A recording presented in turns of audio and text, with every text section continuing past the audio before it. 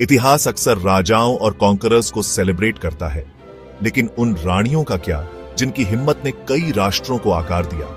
यह कहानी है रानी दुर्गावती की, गोंडवाना की वॉरियर क्वीन। एक ऐसा नाम जो समय की परछाइयों में खो गया है।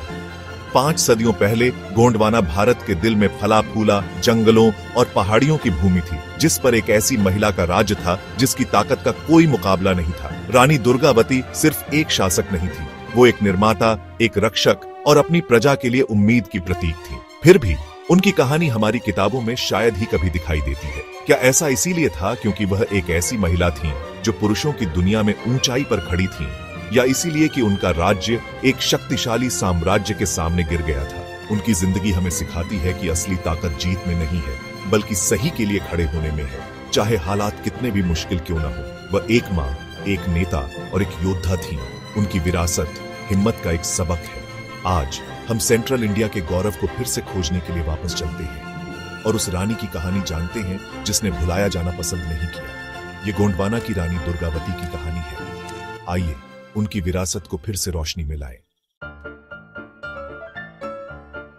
हमारी कहानी 1524 में फॉर्मिडेबल कालिंजर किले में शुरू होती है। चंदेल राजवंश में जन्मी दुर्गावती का नाम देवी दुर्गा के नाम पर रखा गया था।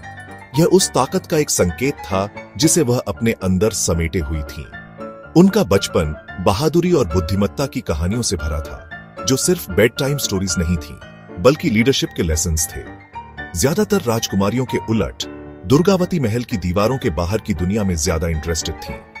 वह सैनिकों को ट्रेनिंग करते हुए देखती थी, युद्ध और शासन प्रशासन की कला सीखने के लिए उत्सुक रहती थी। उनके पिता राजा कीरत राय ने उनकी खास स्पिरिट को पहचाना और उनकी एम्बिशंस को इनकरेज किया। उन्हें बांधने के बजाय उन्होंने उन्हें बढ़ने की आजादी दी, जो उनके समय की एक लड़की के लिए एक रेयर गिफ्ट था। किले के रेजिस्टेंस के इतिहास ने उनकी क्लासरूम का काम किया और उनके पूर्वजों की हिम्मत ने उन्हें इंस्पायर। कोई अंदाजा भी नहीं लगा सकता था कि यह युवा राजकुमारी एक दिन खुद एक किला बन जाएगी। दुर्गावती के शुरुआती सालों ने उन्हें एक ऐसी नेता के रूप में ढाला जो रक्षा करने और इंस्पायर करने के लिए बनी थी। राजकुमारी से लेजेंड का उनका सफर अभी शुरू ही हुआ था। दुर्गावती की शिक्षा किसी और से बहुत अलग थी। उन्होंने पढ़ना, लिखना और पुराने स्क्रिप्चर्स में महारत हासिल की, लेकिन उनका असली पैशन युद्ध की कला थी। उनके दिन सुबह जल्दी शुरू होते थे, जिसमें घुड़सवारी, तलवारबाजी और तीरंदाजी की ट्रेनिंग होती थी। वह एक स्किल्ड राइडर बन गई। अपने साथियों के बीच उनके घोड़े के साथ उनका बॉन्ड लेजेंडरी था।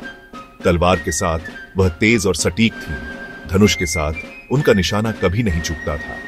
उन्होंने हर हथियार में एक्सेल किया, यहां तक कि राज्य के सबसे अच्छे योद्धाओं को भी पीछे छोड़ दिया। उनके पिता ने गर्व से देखा जब वह एक फॉर्मिडेबल नेता के रूप में बड़ी हुई, डिसिप्लिन्ड, स्ट्रेटेजिक और निडर। दुर्गावती ने युद्ध के मैदान को पढ़ना, सैनिकों का नेतृत्व करना और लॉयल्टी इंस्पायर करना सीखा। जब तक वह बड़ी हुई, वह सिर्फ एक स्कॉलर और डिप्लोमैट ही नहीं, बल्कि एक वॉरियर क्वीन बनने की राह पर थी। उनकी यूनिक अपब्रिंगिंग ने उन्हें आगे की चुनौतियों के लिए तैयार किया। दुर्गावती अपनी प्रजा की रक्षा के लिए तैयार थी, चाहे कुछ भी कीमत चुकानी पड़े। एक नेता के रूप में उनकी डेस्टिनी अब अनडिनायबल थी। रानी दुर्गावती की लेजेंड अब आकार ले रही थी। जैसे जैसे दुर्गावती की रेप्यूटेशन बढ़ी, वैसे वैसे पूरे भारत के शाही परिवारों की उनमें दिलचस्पी भी बढ़ी।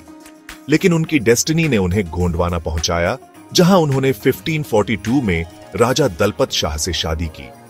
उनका मिलन सिर्फ एक शादी से बढ़कर था।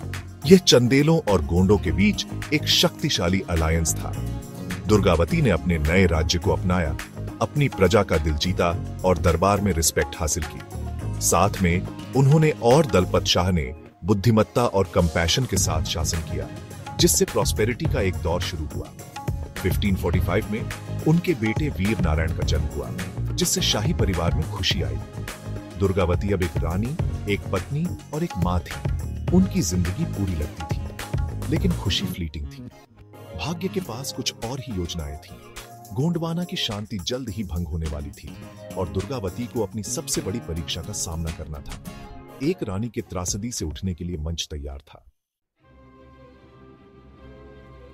ट्रेजेडी तब हुई जब राजा दलपत शाह की मृत्यु हो गई, जिससे दुर्गावती विधवा हो गई और उनका छोटा बेटा वीर नारायण एयर बन गया।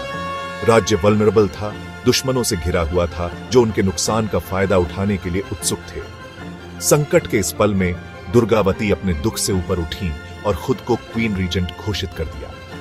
अपने ट्रस्टेड मिनिस्टर्स के साथ उन्होंने सुरक्षा के लिए राजधानी चौरागढ़ में बदल दी और अपनी प्रजा के वेलफेयर पर ध्यान दिया। उन्होंने झीलें और जलाशय बनवाए, सेना को मजबूत किया और सभी के लिए न्याय सुनिश्चित किया। उनके शासन में गोंडवाना फला फूला, ट्रेड, कल्चर और प्रॉस्पेरिटी नई ऊंचाइयों पर पहुंच गए। दुर्गावती एक ऐसी रानी नहीं थी जो महल की दीवारों के पीछे छिपी रहती थी। उन्होंने अपनी सेना का नेतृत्व किया और अपनी जमीन की रक्षा की। उन्होंने इन्वेजन्स को रिपेल किया, जिससे उन्हें एक अनकॉन्करेबल नेता के रूप में रेप्यूटेशन मिली। एक दशक से ज्यादा समय तक उनकी बुद्धिमत्ता और हिम्मत ने गोंडवाना में एक गोल्डन एज बनाया। दुर्गावती का शासन रेजिलियंस और विजनरी लीडरशिप का एक टेस्टमेंट था। वह अपने राज्य का दिल और शील्ड बन गई, लेकिन एक नया खतरा क्षितिज पर मंडरा रहा था। जब गोंडवाना समृद्ध हो रहा था, अकबर के अधीन मुगल साम्राज्य तेजी से फैल रहा था। राज्य की दौलत और उसकी वॉरियर क्वीन की लेजेंड ने आसफ खान का ध्यान खींचा, जो एक रूथलेस मुगल जनरल था। गोंडवाना को एक आसान टारगेट मानते हुए उसने अकबर को एक इन्वेजन शुरू करने के लिए मना लिया। 1564 में आसफ खान एक बड़ी सेना के साथ गोंडवाना की ओर बढ़ा। दुर्गावती के एडवाइजर्स ने उन्हें सरेंडर करने या भागने के लिए कहा, मुगल ताकत से डरते हुए। लेकिन सरेंडर उनके लिए कभी ऑप्शन नहीं था। उन्होंने अपनी काउंसिल को इकट्ठा किया, यह घोषित करते हुए कि अपमान में जीने से बेहतर है सम्मान के साथ मरना। उन्होंने अपनी प्रजा को खड़े होने और लड़ने के लिए इंस्पायर। निर्णायक युद्ध नारे के पास घनी घाटियों में हुआ। दुर्गावती कवच पहने और अपने हाथी पर सवार अपनी बहुत कम संख्या वाली सेना का स्ट्रैटेजिक ब्रिलियंस के साथ नेतृत्व कर रही थी।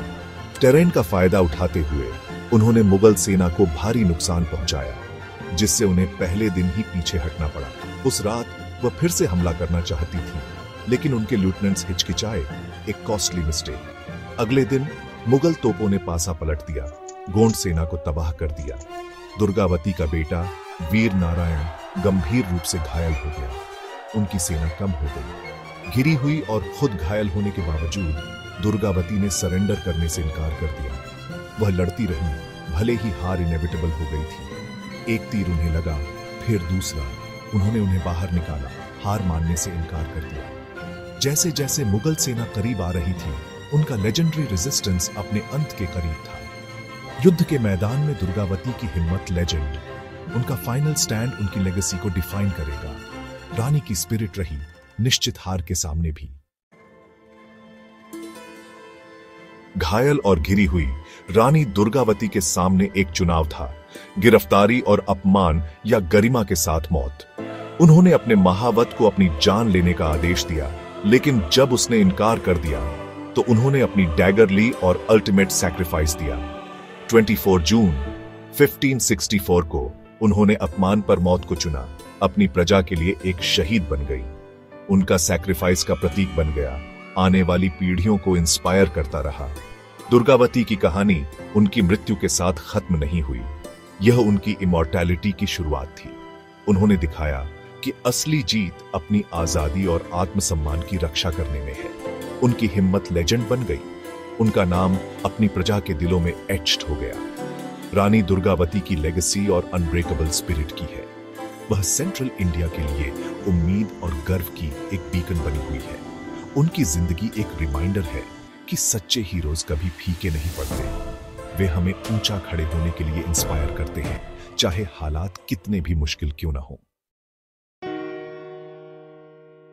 उनकी मृत्यु के बाद गोंडवाना को लूटा गया और उसके खजाने मुगल दरबार में भेजे गए। लेकिन रानी दुर्गावती की कहानी इतिहास से क्यों मिट गई? विजेताओं ने रिकॉर्ड लिखे, साम्राज्यों और राजाओं पर ध्यान केंद्रित किया, न कि उन रानियों पर जिन्होंने विरोध किया। उनकी लेगेसी लोकगीतों और स्थानीय लेजेंड्स में जीवित रही, जिसे मेन स्ट्रीम इतिहासकारों ने नजरअंदाज कर दिया। जेंडर बायस और ट्राइबल किंगडम्स के मार्जिनलाइजेशन ने उनकी कहानी को साइडलाइंस पर धकेल दिया। फिर भी उनकी हिम्मत और लीडरशिप उन्हें एक राष्ट्रीय नायिका बनाती है।